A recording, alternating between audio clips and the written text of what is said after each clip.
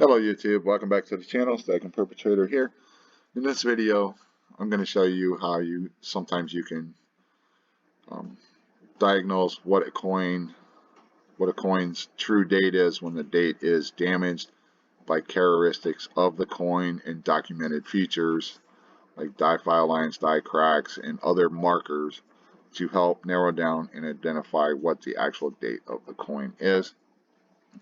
You can see this Seated Liberty $half here that I recently picked up out of a junk bin for $10, that the third digit in the date is obscured and is not identifiable.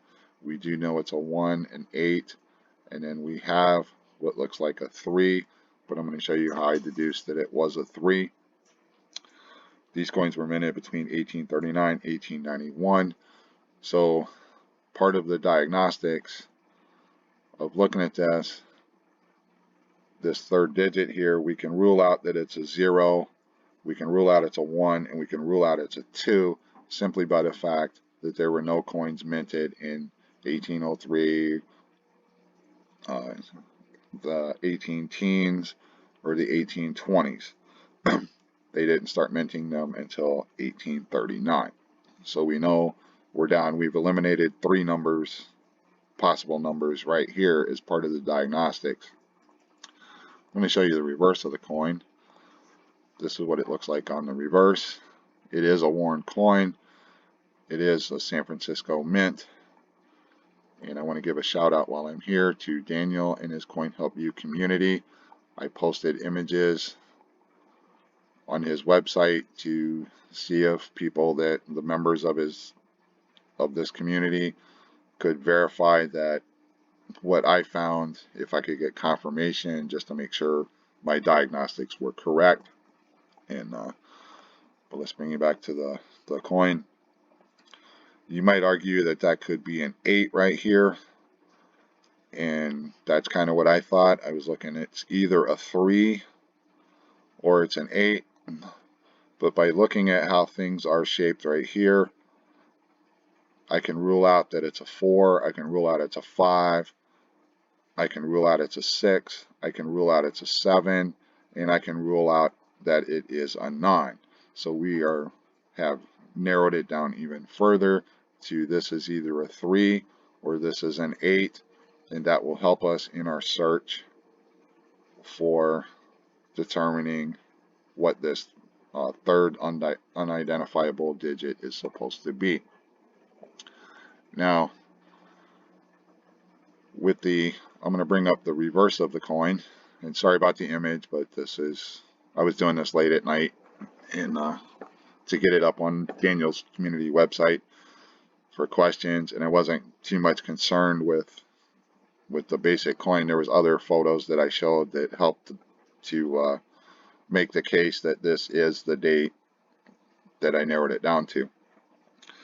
With these $half, with the seated $half, there are variations in the design. There is a period of time where there are rays on the reverse here between the eagle and the United States of America. There are little rays that go out. Also, on the obverse of the coin, if it has rays, then it would have the arrows also. So it's arrows and rays.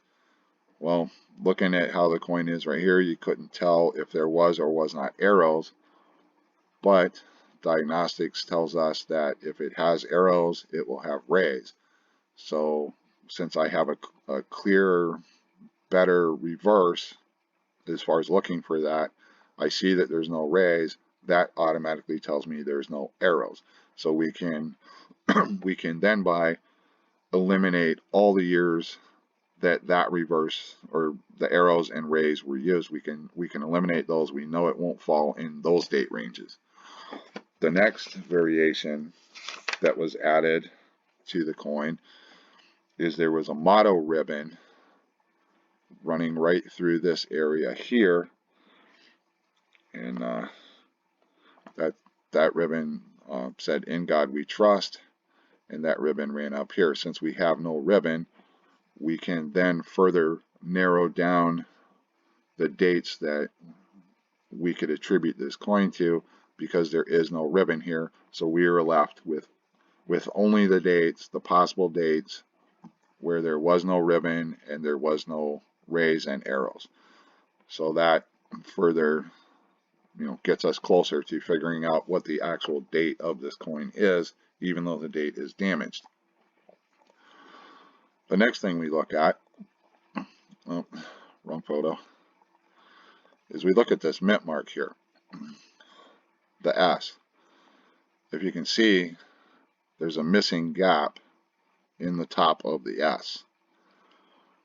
There's the S in from here to here.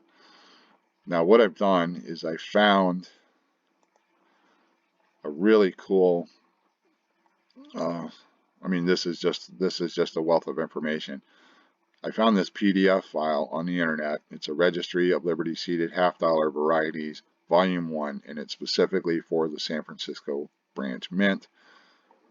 This was by Bill Burgert with special edits and consultations with Randy Wiley. I will leave a link to this PDF in the description down below if you want to check it out.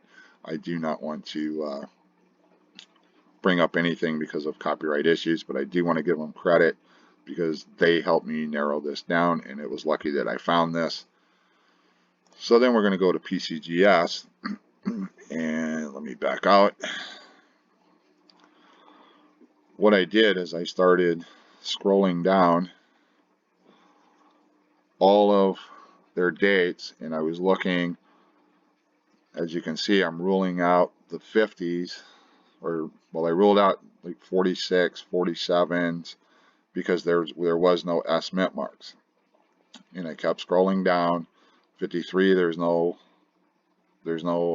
S mint marks, no San Francisco's. We get to 56, there is an S, but I can rule that out because we know it's not, the fourth digit is not a 6, it's a 3 or an 8. So I need to concentrate on 3s and 8s. 58S, and we have varieties, and they have from the information I showed you before, the volume 1, the S mint marks. I know I don't have a large S, and there's nothing talking about any other type of S mint mark. It's just a regular S and an S. So I kept that on hold, and I kept scrolling. 59, but we know it's not the fourth digit's not a 9, so we know it's not that. 60, we know it's not the fourth digit's not a O, so we can skip that one.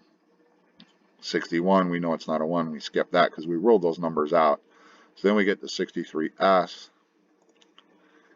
and when I expand it out, I get a listing for 1863S, WB-4, that was the two guys that collaborated on the information I showed you before.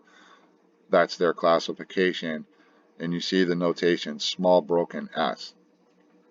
So I click on that window, or that link, and it brings me into this. Come on. The 1863 50-cent WB4 small broken S regular strike. And they won't allow me to hold the window open, but if you notice the 3, you can see I have to keep touching it because the site won't let me leave it up permanent. That 3 on there looks like the 3 I have here on the coin I have. So we're gonna go back, and I'm gonna bring this mint mark up because I want to show you this right here, this bridge, the missing part right here that I was talking about. We go back to PCGS, and I'm sorry they won't let me. When I hover over it, it only allows for a few seconds, and then it blips out. Let me find it. But if you can see that, I'll keep bringing it back up. You can see that S has the missing the broken missing area, and I'm sorry I can't get my mouse to do it because the website keeps kicking me out when I hover over. I don't know if that's copywriting thing or what, but I'll just keep going over. You can see that S on this coin on PCGS's website looks just like this S right here. I did do some further investigation looking at other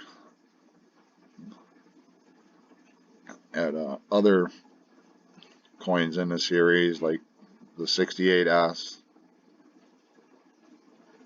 But when I bring up the 68S, we're back to having the ribbon between the United States of America and the eagle that says "In God We Trust."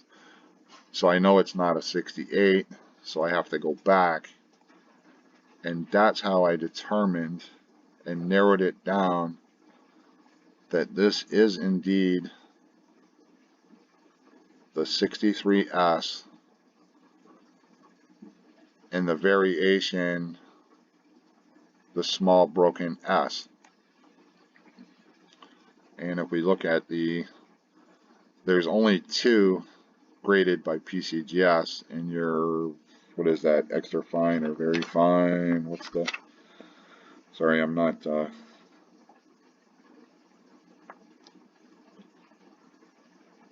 don't know, I can't remember if that's the very fine or extra fine, 35. There's only one graded, and then there's a AU 58. There's only one graded. So PCGS only has two graded. But I know my coin will not meet this grade, plus it will probably come back details. But that's not a bad price starting point to put a value on this coin. A lot of thanks to, I want to shout out to these guys again. This was a wealth of information to help me determine what this was. I'll go back to, and I want to thank Daniel and his website for having it set up so that you can post, if you have questions with your coins or need help with a coin, that you can go to his site and get some help. It does help if you take better pictures, good pictures. The pictures help, and sometimes they can't help even if you have really good pictures because there's just not enough information. But there was enough information. The concern was with the broken S. And to go back to this and give these guys credit, there's only, within this PDF, there's only 4 years that they've recorded a broken S, and that was the 62, 63, 64, and the 65.